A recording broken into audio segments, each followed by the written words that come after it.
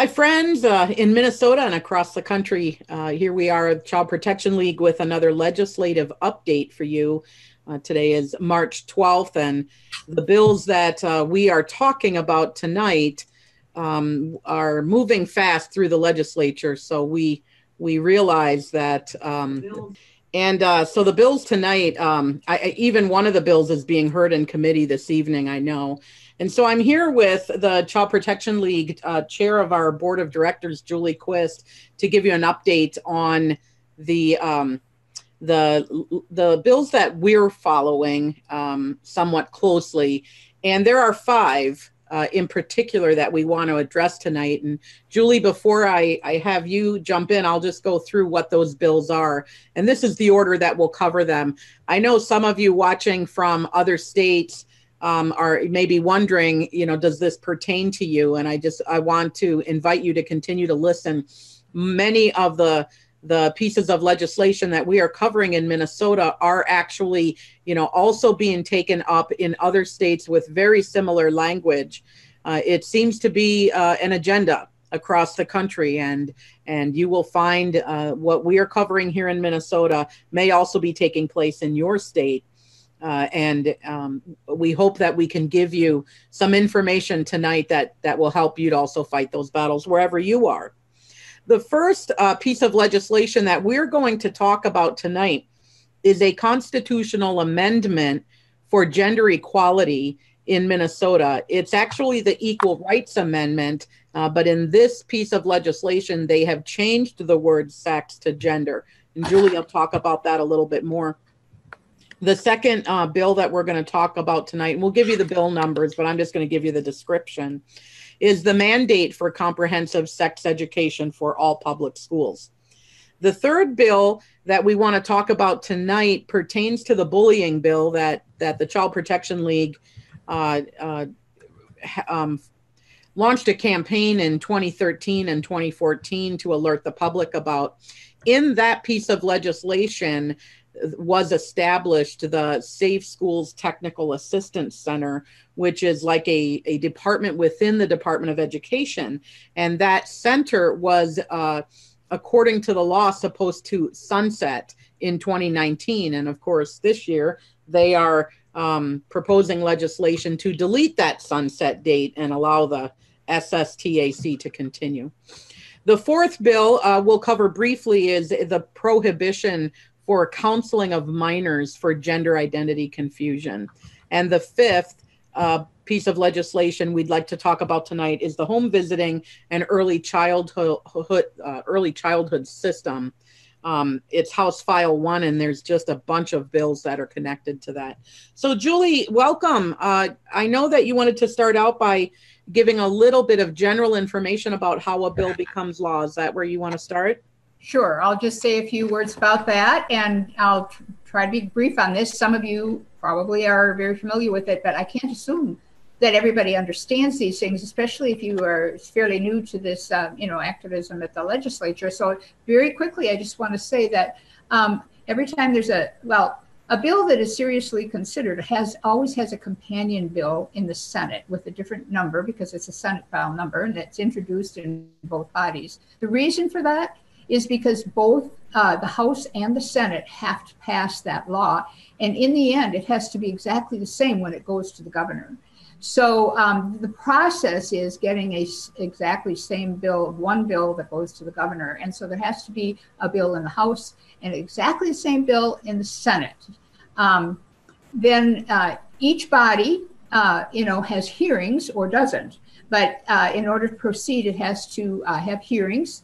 Who schedules those hearings? It's the majority party that is in control of that. So the chairs of every committee is a member of the majority party, and the chairs determine whether a bill is heard in committee, and it has to be heard and move forward in order to proceed. So as they go through different committees, and there are several committees that bills usually have to go through before they go to the House floor or the Senate floor. But because they go through separate hearings frequently, most of the time, actually, there are differences between the House and the Senate version.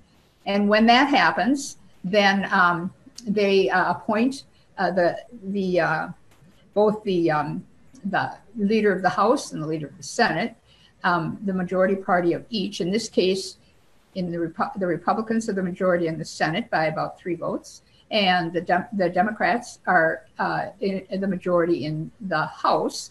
And the 2 of those leaders from each have to appoint people to a conference committee.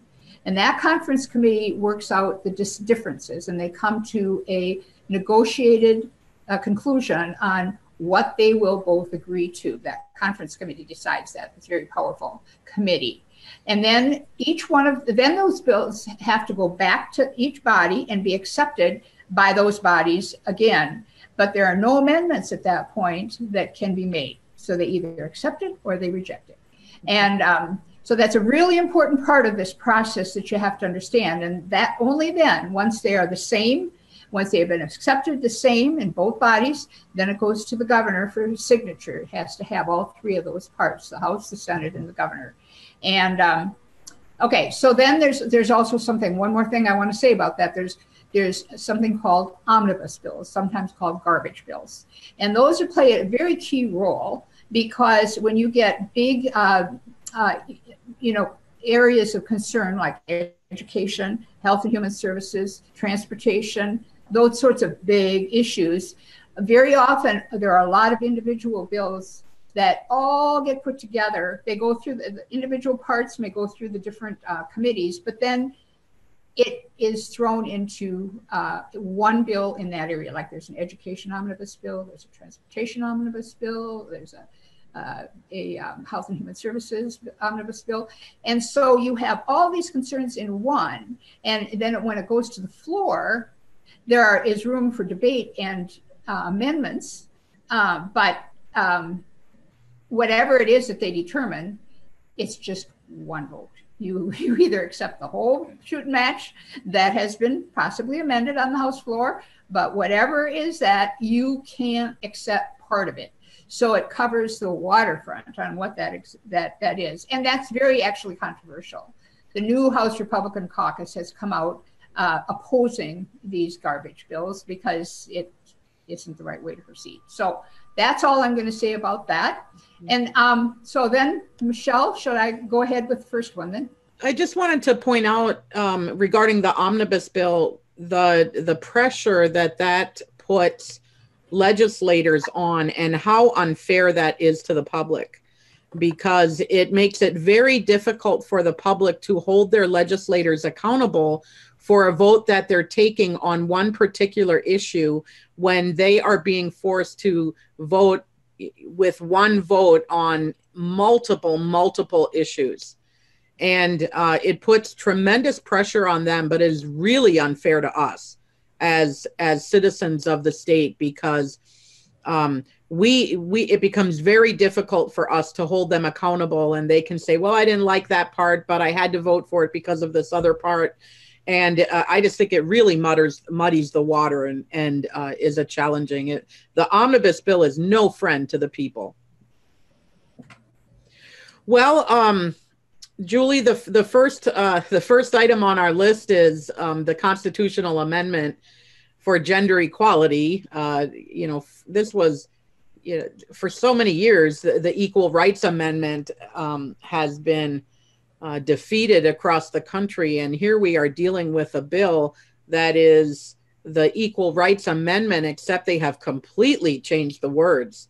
So that I just think this piece of legislation throws women under the bus. But go ahead, Julie, and give us an update on that.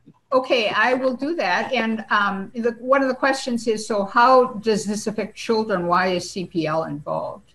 So that's a lot of, that's the reason we're involved. Right. But it affects way more than children.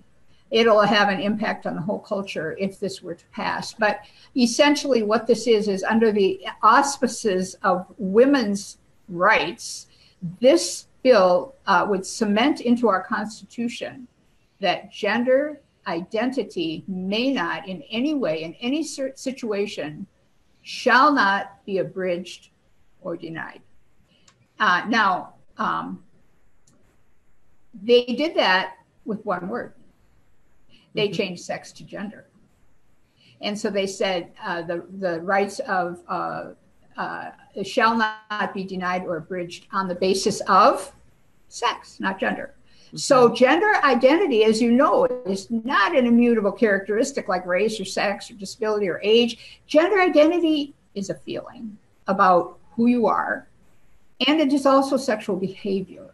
So what we're saying is that there can be no discernment, discrimination in any way for any purpose on the basis of how you're feeling and how you're acting that out. So there would be, it's a huge attack on the rights of girls and women. There'd be no constitutional right to distinguish between boys and girls in any place or in any way. It would not only affect bathrooms and locker rooms and showers and overnight stays for, schools, it would be the end of girls' sports competition. And we don't have I know there's not a definitive number out there, but the last I heard, there were 112 genders. And yet the legislature, when they debated this in the House on the floor, they had a hard time getting the author to define what gender meant. And they asked her about some of those genders, and she didn't know what they meant. And it was so concerning to hear the author of a bill not be able to define one of the key words in that bill. Has this been done has this kind of legislation passed in any other state? Okay, well, there's only one other state that has passed an ERA that is on the basis of gender rather than sex, and that is Rhode Island. Rhode Island passed that amendment in 1986. Now, in 1986, it wasn't generally understood what that gender would be interpreted to mean gender identity. People took a vote on that. They don't even have they didn't have the background that we've all had trying to battle this everywhere. And so this, this is so puts us way ahead of the curve. I mean, we're ahead of California. We're ahead of New York. We're ahead of all the Eastern liberal states on this. It's radical to the core. The safety of girls and the privacy of girls and boys would be completely obliterated. Did you know that in the schools now, the girls are avoiding using the bathrooms when boys are allowed in the bathrooms? They don't want to be there. They're embarrassed. It's the last place they want to be. And you know how you can be harangued about, these things if you're a girl. So do you blame them? No, I don't blame them at all. So this is incredibly radical, and it would affect more than just girls. It would affect all women's sports. It would affect family definitions. It is litigation bar none. And if you'd like to see a more complete update from us, we put something out in writing, and you can find it on our Facebook page, CPL Action. And there are lengthy quotes in there from some of the debate that was going on the House floor. So what the Republicans really stepped up to the plate. They recognized it for what it was. There have been 3 hearings. There have been hearings in 3 committees, and it passed the House on March 7th, which was last Thursday, on a party line vote. And the wonderful thing about this is that the Democrats, this is a fraud, an intentional fraud. They felt that if they call it an ERA, no one would dare vote against it, because who can vote against equal rights for women and get away with it? Well, they saw through that. So when the Republicans did, so they called them out on that, and all these things came out about, what this really is. They asked that they tried to pass an amendment changing the word gender to sex, and it was absolutely refused. The Democrats wouldn't take that, so they had the option. And one of the legislators pointed out, if you had changed that, it probably would have been a unanimous vote in support of this, but you don't want that.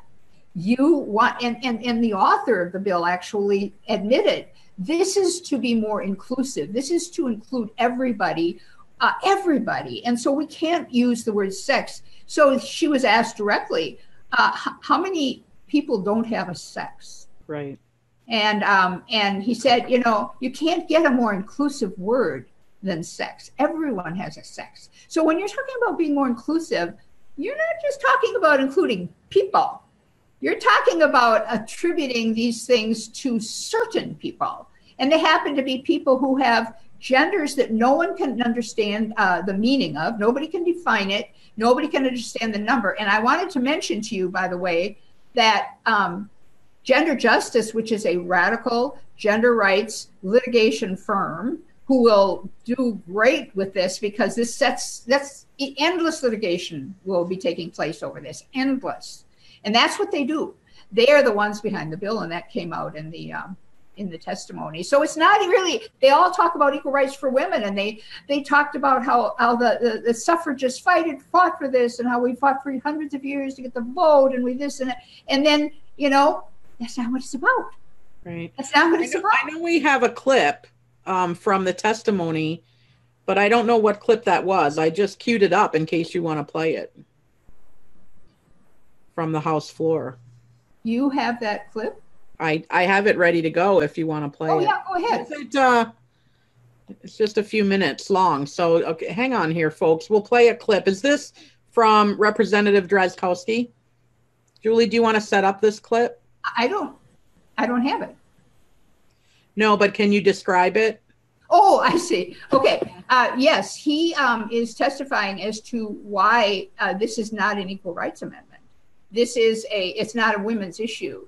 That people, you know, are willing to go with you on this, but you know, if it was what you say it is, you know, it's why are you talking about women's rights when it's not really about women's rights? And I would like to tell you, in fact, that this bill, you know, if it were to pass, would be, you know, it would just have this huge impact on the country, and people have to vote. Let me just say, it goes to the people as a constitutional amendment in 2020. Mm-hmm. However, if it says ERA, how are the people supposed to know what this really is? They're going to see ERA. Do you have it? Yeah, let's, if I can. Senator Drazkowski. Thank you, Madam Speaker. Well, we've had a lot of very compelling, moving discussions about equality, and I can tell you I agreed with every one of them. But members, that's not the bill before us. If we would have adopted Representative Scott's amendment, I suspect it might be a unanimous vote on this bill.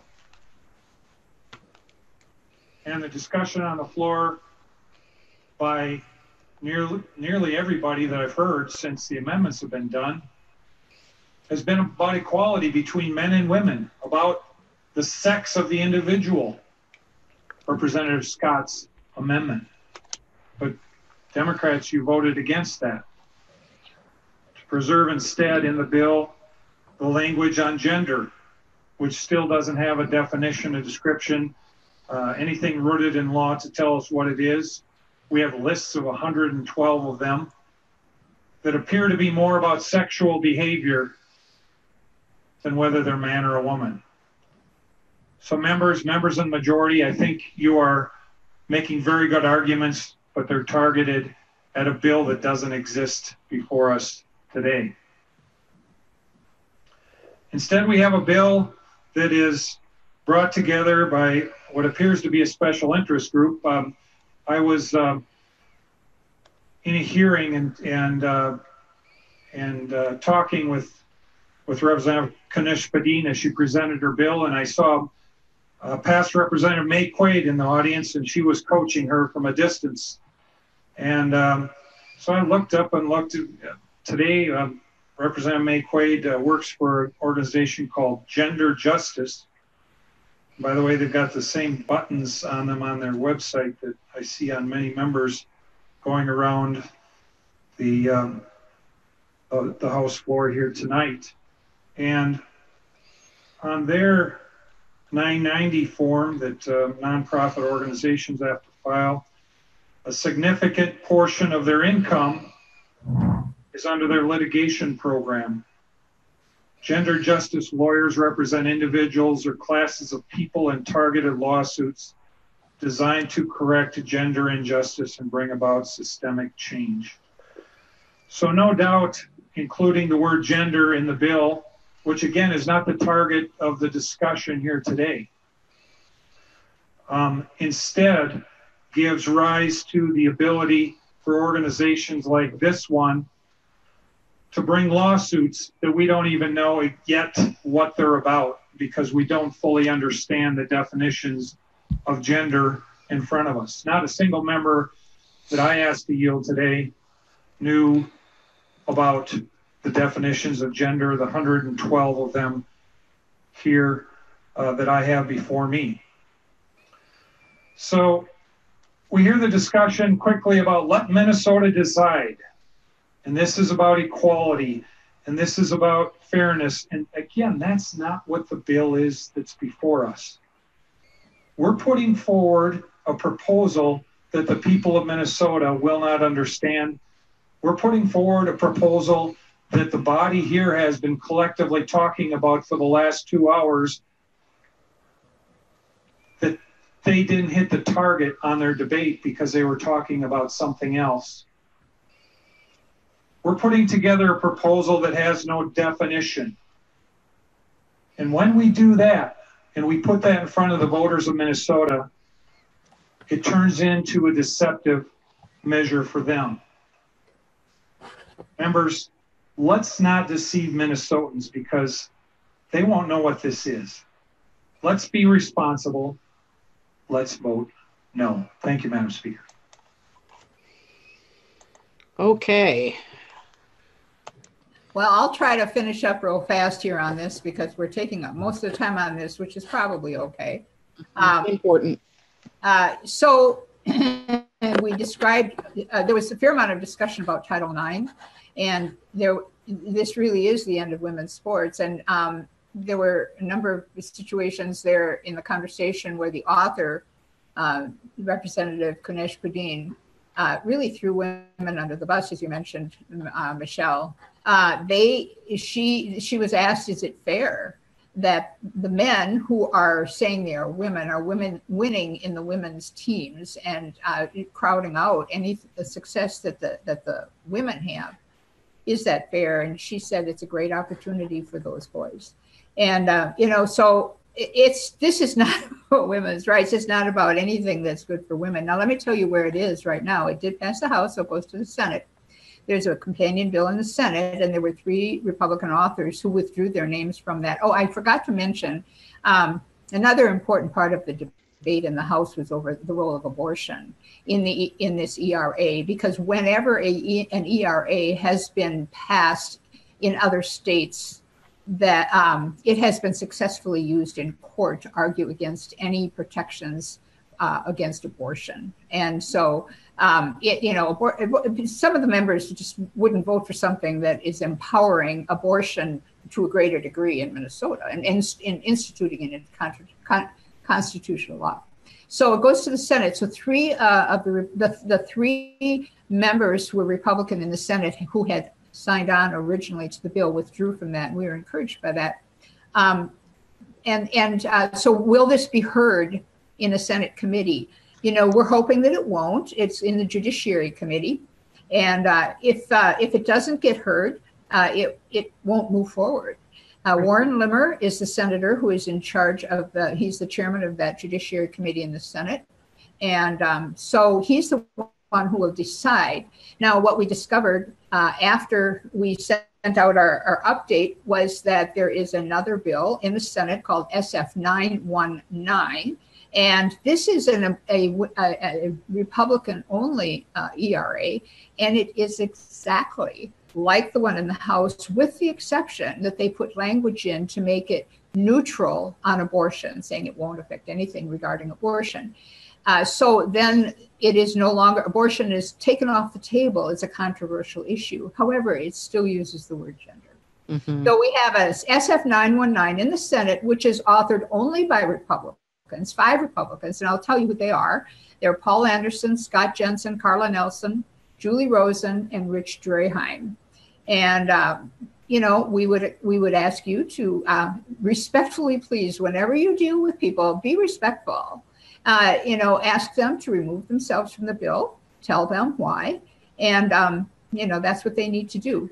After all the testimony, ask them to listen to the testimony in the House, because it was a party line vote with one exception on the Republican side. Rod Hamilton voted you know, with the Democrats to pass this, which is a pretty serious matter. Mm-hmm. But 4 Democrats voted against it. And that is also a very interesting, very important part. So it's a bipartisan opposition, but almost partisan completely in passing it. Mm-hmm. So let me tell you one other thing about it before we leave, is that this bill, it has another year after this year to be heard in the Senate, because the legislative session is 2 years. It's called a biennium, and they meet, you know, a few months in both years. So next year they're still in the same biennium. So the House bill still sits there ready to be adopted by the Senate if they're willing. So it's still kind of hanging fire. So I think maybe, Michelle, you might want to say something about how if the DFL gain control of the Senate in 2020 and they keep the House, how will that affect this bill? Yeah, all we need to do is look back to what happened in the bullying bill, the Safe Schools Act that passed in 2014. That bill was introduced in 2013, and then when the election occurred in the fall of 2013, the Republicans lost the House and the Senate, and with a Democrat governor, the whole legislature then was under Democrat rule. And so while the Republicans were able to stop that awful piece of legislation when they controlled the House and the Senate, once they lost it, it sailed right through, and there was nothing that anybody could do to stop it. With just a small majority in the Senate right now of Republicans, and the House being under Democrat control and us having a Democrat governor, if in 2020, Minnesota, the Republicans, who are the ones who have been stopping or at least preventing some of these bad bills from going forward, if they lose control of the House, I guarantee you this is going to be one of the first 5 bills that are introduced in the 2021 legislature. And there won't be anything that we can do at that point to stop it. So let's get involved now while we have a chance to stop it and to make sure that the legislature is controlled by people who will keep this at bay. I just want to finish up by thanking, at least on this piece of legislation, thanking Representative Drazkowski and the other legislators who spoke up on the Minnesota House floor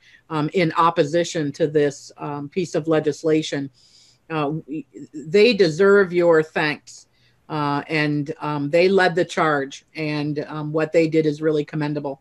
Okay, Julie, number 2 on our list is the mandate for comprehensive sex education for all public schools. It's House File 1414 and Senate File 2065. Do you want to give us an update on that? I will. And let me just go back just a quick second to mention that you said the 2013 election. It's actually a 2012 election. Okay, thank you. Yeah, just to correct that. And they passed it in 2013 and didn't quite get it finished in 2013. So that was the first thing they were going to pass in 2014. And gotcha. So it was delayed. But anyway, just wanted to correct that on. What is comprehensive sex education? So this would mandate comprehensive sex education for every public school. What is it? Well, basically, comprehensive sex education is graphic instruction in vaginal, anal, and oral sex. It's exploration of gender identity, it's sexual role playing, and it's how to keep your parents out of the discussion. That's a good summary of what it is.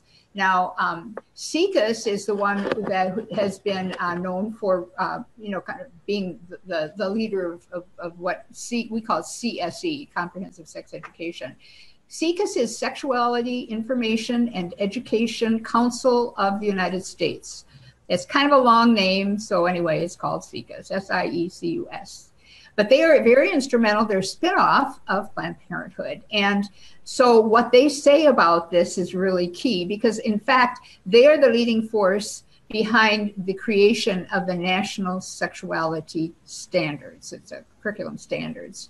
Now, states aren't required to use that, but it's out there and it's used as a model, you know, for that. It's all comprehensive sex education. They're the driving force behind that. And SIECUS basically has said that where they are in terms of what it does, it's a tool for, let's see, where did I put that? It's okay, here's what they say. They say it's a vehicle for social change. They call CSE a vehicle for social change. And this is the way they define social change: reproductive justice, that means abortion, LGBTQ equality, sexual violence prevention, gender equity, that's what we're dealing with that constitutional amendment, and dismantling white supremacy. So this is their core of what they say social change happens through comprehensive sex education. So there was a hearing in the Education Policy Committee on March 1st in the House, and also in the Government Ops Committee on last Friday. And here's the kick: there was no vote in the House, not one. So nobody's responsible for this. And all they did is they said, okay, we'll take your discussion, we'll listen to it, and then we will lay this over for possible inclusion in the education omnibus bill. So we talked about omnibus bills. So when they do that, there are no votes. There's no roll call. No one is accountable for what they're doing here. Nobody's held accountable. You can't say in committee, Representative so-and-so voted for comprehensive sex education. Oh no, there are no votes. It just goes, it gets thrown in to the big garbage bag. And then when it's voted on the House floor as one big bill, it's just one of so many items, you know. They may, I expect there'll be debate on this on the floor, but in the end, the majority will rule, so it will stay in there. And you're going to have Republicans who are going to vote for the education bill, because there are a lot of things in there that they really need and they want.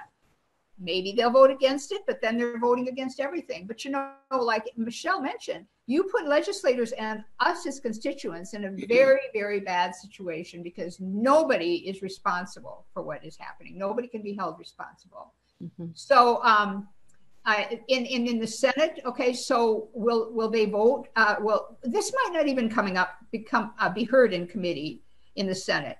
It is controversial enough that I wouldn't be surprised if it never comes to a hearing. So the Senate will put together an omnibus education bill, and it won't include that. Now I'm just speculating, but that's my thinking.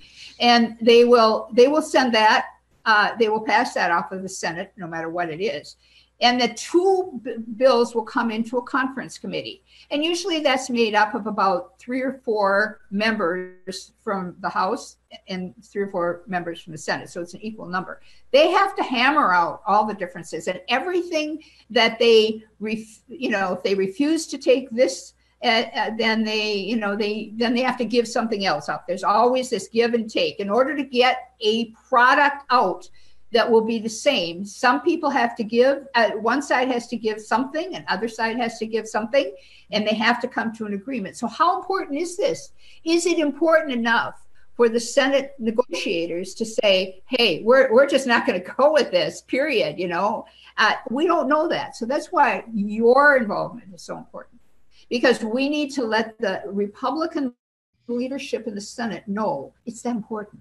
Do not allow this to be negotiated out. And I would say that definitely for the chair of the Education Committee too, which is Carla Nelson. She will be on that conference committee because she's chair of the committee. So I would just say, contact her too. Yep. Okay. Should we go on or yeah? Yep. Let's go on to the Safe Schools Technical Assistance Council sunset and the bill to delete that sunset.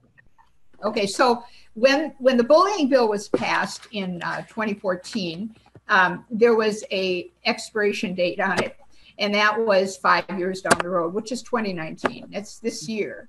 And so the bill that the Democrats put out is that they would just remove that expiration date. That's all they'll do, and which means that it continues on, and there's no time where it would be considered expired again. Now, you have to understand the anti-bullying bill, which we call the bullying bill because it bullies everybody into, it just bullies them on everything. But it really was the same deception as the constitutional amendment, the same deception, because instead of using women's equality or women's rights as the cover, they used anti-bullying. It was just as fraudulent. This was never about bullying. This was about forcing into the curriculum all the gender identity issues that exist, and forcing it on our kids and calling people bullies if they disapproved, if they disagreed. And so it's all about bringing LGBTQ, transgenders, came in full bore after that into the schools, because now through this, what's called the Safe Schools Technical Assistance Center, STAC, that was put in place. It was an infrastructure, a brand new governmental infrastructure under the Department of Education.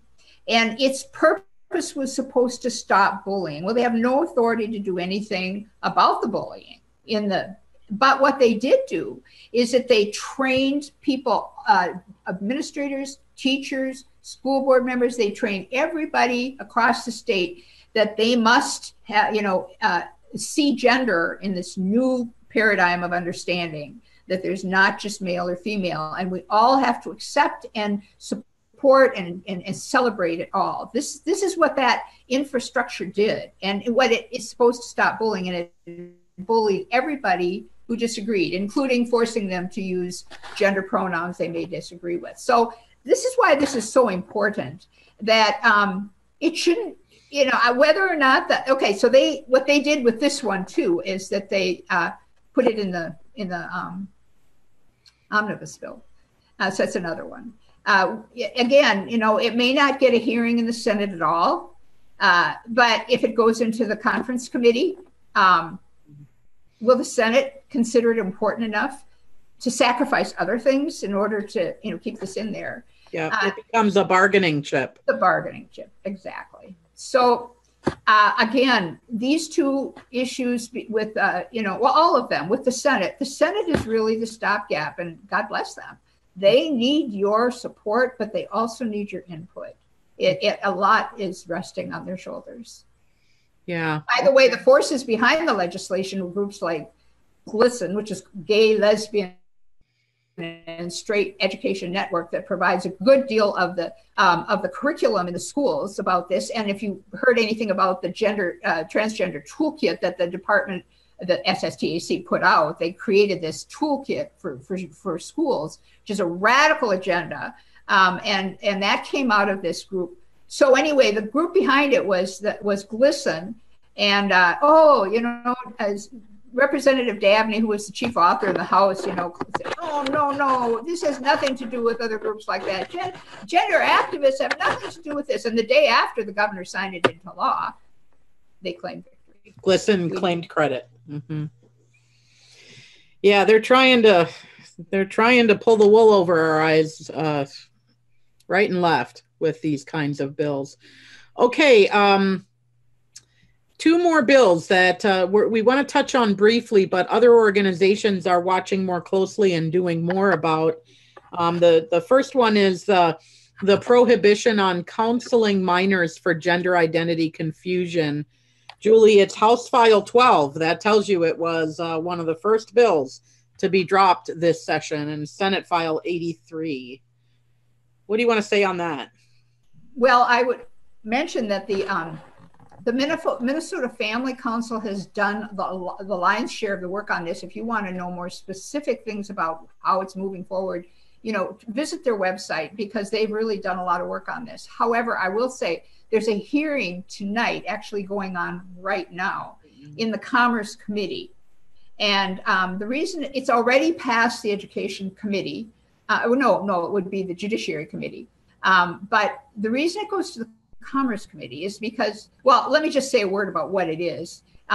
It prohibits anyone from counseling minors on how to deal with their gender identity issues unless it's supportive of that. If it's trying to help them at their request, be more consistent with their biological identity as male or female, that is prohibited by law. Okay. Not only that, but no one can sell, or there can't be any financial transaction of any kind that promotes a view that represents male and female only. And that would mean that, there can be no religious-oriented conferences or non-religious-oriented conferences that you would charge people to attend, or publications that you sell. Nothing like that. That's the reason it's in the Commerce Committee, is because there's a section in there that deals strictly with any financial transaction is prohibited by law. So it is the most outrageous thing. Now, let me just say, we have talked about, this is the fourth bill, and you might wonder, why are we so hung up on, gender issues? Is that all you deal with? Well, actually, it's not all we deal with. But we're in the legislative session, and this is what they're pushing. This is the main agenda of the left right now. All four of these bills are transformative of our culture and our schools. What are they dealing with? Gender, sexual issues. They're obsessed with it, and they are on a roll, and they have power now because they're in control of the House and they're in control of the governor's office. And they only have, the Republicans only have a slim minority in the Senate. So they're pushing this for all they have. And that's why we're focusing on it, because this deeply impacts children, deeply. So there is no right for them to prohibit. It would appear to me to be unconstitutional, but it would have to make its way up, through the courts. And in the meantime, people would be forbidden to get counseling. So is there anything? So for more detail on following that bill, please keep up with the Minnesota Family Council. We also do some things, but they've done the lion's share of that work. Yeah, hats off to them. Imagine that, friends. If your child is dealing with gender confusion and you want to take him or her to a counselor, that the state of Minnesota would step in and say, unless that counselor is only willing to do it one way, you're prohibited from doing that. What a violation of our rights as parents. Well, Julie, our last item is also a big item, but it's the Minnesota Advocates and Champions for Children has done such great work on this piece of legislation. And this is the Home Visiting and Early Childhood System, House File 1. That tells you how important this one is to the Democrats, that they, and it's a monster of a bill. So I know there are clones, there are a number of other bills involved in this. And we're just so grateful to MAC, the Minnesota Advocates and Champions of Children. You can find them on the web for their analysis of this legislation. So go ahead, Julie. You know more than I do about where this is at and what it involves. Well, as you know, all of these things are moving targets. And so I would say you're safest to go to their Facebook page, because that's kept up much more. And all of this is happening like in real time. So, and it's same for us, for the information that we're putting out, as fast as we can. Sign up for our email updates, childprotectionleague.com, and keep up with our Facebook page, because a lot more can go on there more easily. But I just wanted to say, you can focus on what they're doing. We have YouTube, on our YouTube page, we have a number of different interview clips. So there's one main interview with Mac on this, and it's very good, to catch up on that. But I will say a few things about this. This is a question is whether it's mandatory home visiting. They say that's for all first mothers, as well as low income, as well as whatever. The advocates of this say, oh, no, it's not mandatory. It's voluntary. There is nothing in the language that indicates that it is voluntary. But, if it's voluntary, put it in there. I mean, just say it. And there's a resistance to doing that. So there you go. Mm. So it's like from birth, from prenatal, home visiting, prenatal to age 3. Now, when they come, with home visiting, what they do is just data collecting of your home, your parenting, your children, your beliefs. They open a dossier on your family, on each child. This is all documented. It is part of the big data collection system that the government has in place for you. And home visiting, they come right into your home and they'll make determinations of you, regardless of what you think is happening there. They're more interested in collecting data than in doing anything for you. So let me let you know that. So it says mandatory home visiting, ? The way it's put together is with a number of different bills. The reason it's so complicated is because you have the bill that puts that in place, and it also includes establishing a whole infrastructure for school from birth to 3. So you are, this is for everybody. I mean, they have grants and everything for people up through 400% of the poverty level. So, I mean, you're talking about everybody free. Okay, so it's not free, of course. This is massively expensive, and that we'll, in the end, pay for it. But the way that it's put together is this massive bill that includes all these different, sections on, home visiting and grants to different people, different groups, but then and funding and the child care system and on and on. And then there are other bills that are seemingly unrelated.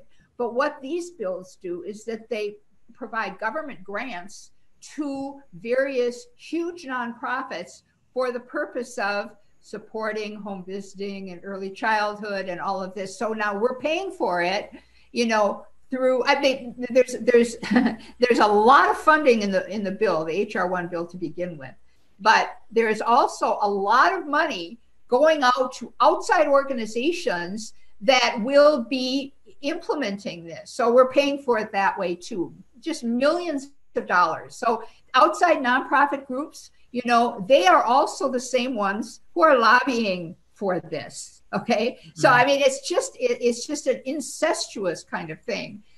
So I just want to say those few words about it, and that it's again, a moving target. It's going to pass in some form out of the House. So we just don't know what is going to pass out of the Senate, but I will let you know, they will keep you up to date on which legislators you might want to contact regarding this, because some very good legislators are on this legislation because they do not understand themselves how these bills are interlocking with each other and how they are setting up a massive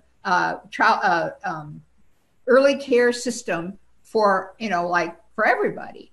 And let me just mention in passing that what they're passing here in Minnesota is the same thing that Senator Elizabeth Warren wants to pass at the federal level. Okay, so everybody's going after her for putting in a whole system of everybody, early childhood training, not just early childhood training, they call it school. I mean, you've got the babies going to school. She's doing that for everybody at the federal level.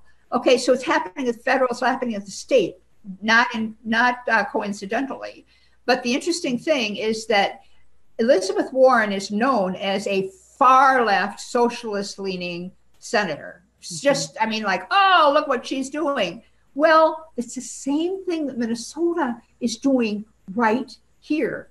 And a lot of not a lot, but there's a fair number of Republicans who are actually party to that. Some of them may be knowledgeable, some of them maybe not. So I'm going to just give you that quick overview, and then as far as I'm going to take it, because I am not an expert on all of that legislation. We don't follow the specifics as well as Mac does. Yeah, and it's a big bill to follow, but you get it, folks, right? You understand what this is all about. You know, if they have your kids in all day daycare, you know, from age 1, and all day school from age 1, 2, and 3, and then, you know, beyond that, you know, then you parents, you just go out and work and pay your taxes, and you leave the raising of your kids to the government because they think they can do it better, and they need you to pay your taxes. That's what's behind this. You know, parents losing rights, you know, right and left through these bills. Well, Julie, that kind of wraps up our legislative briefing for tonight. We covered 5 bills tonight. You know, we spent quite a bit on the gender equality amendment, and we'll be watching that one like a hawk because we think that one is really dangerous. But they're all dangerous, and we hope that this was helpful to you tonight. To get this, we'll be back soon with another video, keeping you up to date on what's going on in the Minnesota legislature. Julie, anything you want to say? Thanks for all your analysis here. We couldn't do it without you. No, I don't think so. Thank you. Okay. See you later, folks.